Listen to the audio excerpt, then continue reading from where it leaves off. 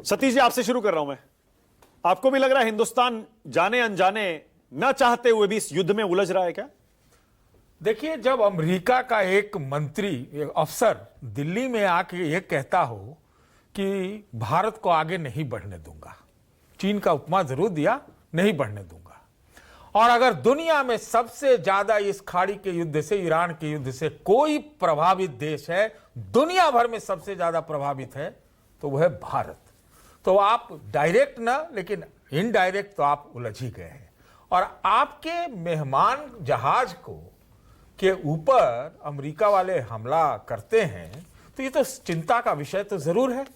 दूसरी बात कि जो आर्थिक दृष्टि से देखें या सामरिक दृष्टि से देखें, यह मैं समझता हूं भारत के लिए बहुत बहुत बड़ी चुनौती है।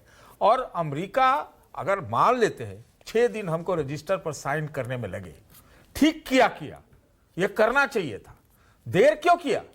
और जब देर किया, अगर मान लेते हैं कि आपने देर किया कि आप दिखना चाहते हैं कि नहीं जी हमारा इजराइल दोस्त है, अमेरिका से हम कोई पंगा नहीं लेना चाहते, तो भाई आज तेल का दाम तो इनकी वजह से सस्ता होना चाहिए ना भाई। अमेरिका तो तेल का दरोगा है, वो आपको कर्फ्यू में ढील देगा।